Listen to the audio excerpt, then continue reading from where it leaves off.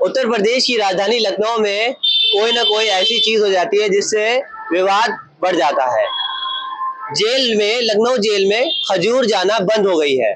इस पर हमारे साथ मौजूद हैं अशफाक जी। हम उनसे बात करेंगे क्या ये सच है या झूठ है। क्या लगता है, ऐसा सच है ये?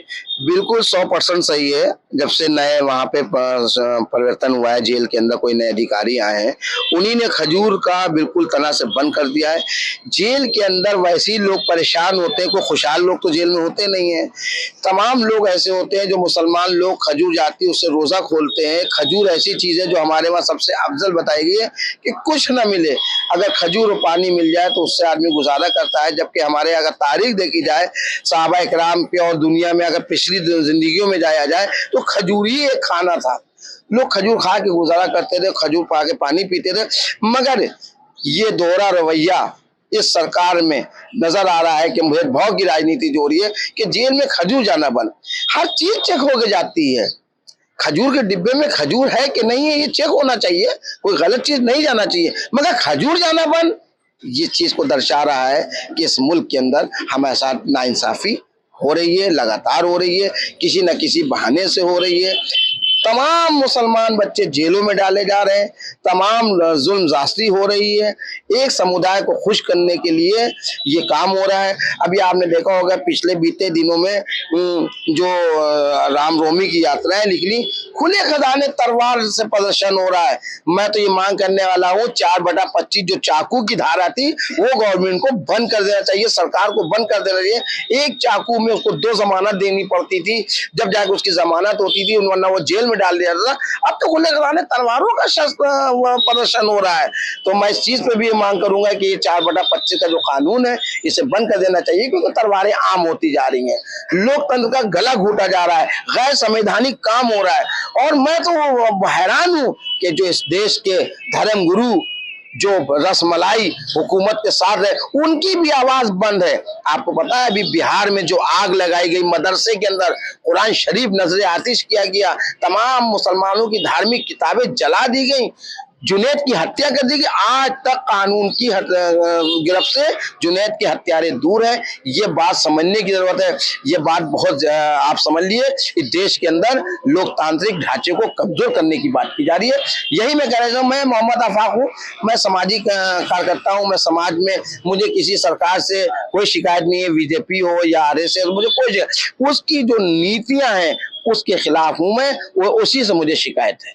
कितना गलत है? क्या लगता है ये स्टेटमेंट आने से, मुगलों का इतिहास ना पढ़ने से कुछ फर्क पड़ेगा बच्चों को?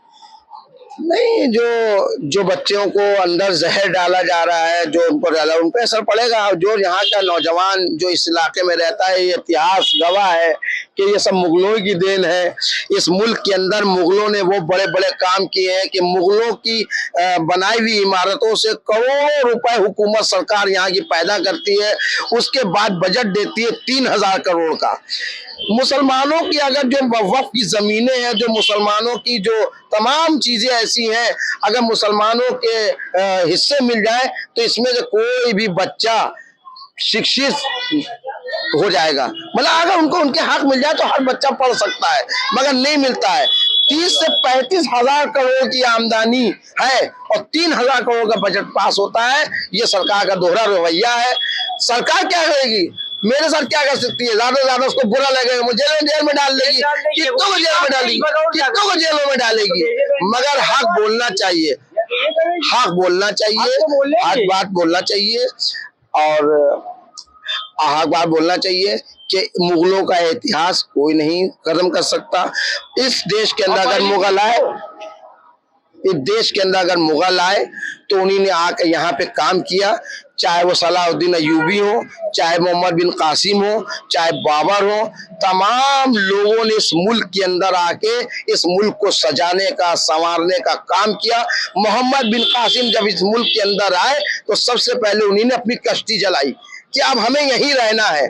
और जब आगे बढ़ते हैं तो एक हमारी बहन पत्ते लपेटे खड़ी है। शायद ये लोग इतिहास नहीं बताते हैं, तो वो देखा पत्ते लपेटे। तो मोहम्मद बिन कासिम ने अपना एहराम उस बहन को दिया कि वो बहन ने जो लपेटा, जिसे ये लोग आज साड़ी कहते हैं, इस देश के अंदर साड़ी विद्या अगर लफ्ज है तो वह मुगलों की देन है, हम ही लोगों की देन है। कहाँ हमारा इतिहास तुम छुपा पाओगे? मुगलों का इतिहास पढ़ाओ या ना पढ़ाओ, जो सच्चाई उसको कहाँ तक तुम दफन कर पाओगे?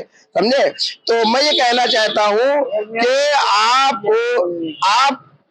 को अगर सरकार में बनी है, आपने संविधान की शपथ ली है, ईश्वर की शपथ ली है, आपको सबको मिलके सबका साथ सबका विकास का नारा तो देते हैं, मगर किसी एक का साथ सबका विनाश, ये बात दोहरी राजनीति है। इसे खत्म करना चाहिए। 2024 करीब है, इसलिए ये सब राजनीति हो रही है, एक समुदाय को लुभाने की बात हो रही है जो ज्यादा दिन चलेगी नहीं। हिंदू मुसलमान इस देश के अंदर सदियों से एक साथ रहते चले आए हैं, और ये कहा जाता है कि अगर मुगलों ने 900 साल हुकूमत की, अगर वो कट्टर होते, अगर वो मंदिरों के दुश्मन होते तो 900 साल में एक भी मंदिर यहाँ नहीं बन सकता था। अगर वो मुगल मंदिरों के दुश्मन होते, हिंदुओं के दुश्मन होते। ये नजर आ रहा है कि मुसलमानों के दुश्मन है, हमारे मदरसे जला जा रहे हैं, हमारी मस्जिदों में, हमारी खानखा इबादत गाहों में लगातार हमले हो रहे। ये पता चल रहा है कि 900 साल पहले मुगल कितना हिंदुओं का दुश्मन था, और ये 10-12 साल में ये मुसलमानों का कौन दुश्मन है। ये बहुत समझने की जरूरत है। ये लफासी नहीं, ये हकीकत है। अगर मोदी जी, योगी जी काम करना चाहते हैं संवैधानिक दायरे में, तो बहुत अच्छी बात है। वो 24 में आए, 29 में आए, खूब आए, राज करें, मगर सब ऊपर वाला देख रहा है कि हमारे मदरसों में हमारे कुरान नजरे आतिश किया गया, हमारी धार्मिक किताबें जलाई जा रही हैं। ये चीज को बहुत सोचने समझने की जरूरत है। और मैं नौजवानों से कहता हूं कि हिंदुस्तान के अंदर अगर रहना है तो रात में जो मोबाइलों पे अपना वक्त फालतू खर्चा करते हो, अपना इतिहास भी जानो। उस मोबाइल के अंदर तुम्हारा इतिहास भी है, उसके अंदर अपना इतिहास जानो। तुम्हारा इतिहास उसके अंदर है, तुम्हारी सच्चाई उसके अंदर है। इस देश के अंदर तुम्हारा उतना ही हक है जितना हिंदू भाइयों का है, उतना ही तुम्हारा हक है। और तुम अपना इतिहास मोबाइल के जरिए भी जान सकते हो, बजाय खुराफात जानने के अपना इतिहास जानो। जय हिंद, जय भारत। उत्तर प्रदेश में आप क्यों पढ़ेंगे इतिहास मुगलों का? क्या जरूरत है? और जो चीजें हैं, लोग कह रहे हैं जरूरत ही क्या है इतिहास पढ़ने की, और उत्तर प्रदेश में ही नहीं सारे प्रदेशों में मुगलों का इतिहास पढ़ने की कोई जरूरत नहीं है। ये सारे प्रदेश के हम सावरकर का इतिहास नहीं पढ़ेंगे, हम सावरकर का इतिहास नहीं पढ़ेंगे, जिसने अंग्रेजों को माफीनामे लिख लिख के हमारे स्वतंत्रता सैलानियों को फांसी चढ़ाया। सावरकर का हम इतिहास नहीं पढ़ेंगे, हम सावरकर का इतिहास नहीं पढ़ेंगे। इस देश का पहला आतंकवादी गोडसे, जिसने गांधी को गोली मारी, हम उसका इतिहास नहीं पढ़ेंगे, हम उसका इतिहास नहीं पढ़ना चाहते। हमारे मुगलों ने किसी पे न जुल्म नहीं किया है, कोई जास्ती नहीं की है, हम उनका इतिहास पढ़े या ना पढ़े, उनका इतिहास तो पूरी दुनिया में छाया हुआ है। वो किताबों में बंद होने से कुछ बंद नहीं हो सकता है। ये तो एक जुमला है, और इस चीज को हम बिल्कुल तरह से नकारते हैं। वो मुगलों का इतिहास बंद कर दें, वो जो इतिहास बंद कर दें, उसका कोई असर नहीं होने वाला। बात करेंगे, क्या लगता है इस बार किसको जिताएंगे आप? इस बार किसको जिताएंगे? क्या जीतेगा तो फिर या तो मुलायम जीतेगा या तो फिर राहुल गांधी जीतेगा, दो में से एक को जिताएंगे। योगी जिस दिन चले जाएंगे 7 जन्म के लिए नहीं आएंगे। क्यों, ऐसा क्यों? हम बता रहे नहीं आएंगे, तो वो सिर्फ राशन बांट के दुनिया को कब्जे में किए हुए हैं और कारोबार दे नहीं रहे, ना कोई इलाज ना कुछ। अभी हम चले जाएं बगैर आधार कार्ड के 1 रुपए की दवा नहीं मिलेगी। हिंदू चले जाए तो उसको घी, दूध, मक्खन, ब्रेड सब मिलेगा। हम अभी किसी से भीख मांगे तो आदमी कहेगा हट्टा कट्टा हो। हट्टा कट्टा तो है मगर कारोबार नहीं है। इससे अच्छा तो बात होते कह दो योगी से। कारोबार नहीं है। हाँ, कारोबार नहीं है, 1 रुपए का कारोबार नहीं है।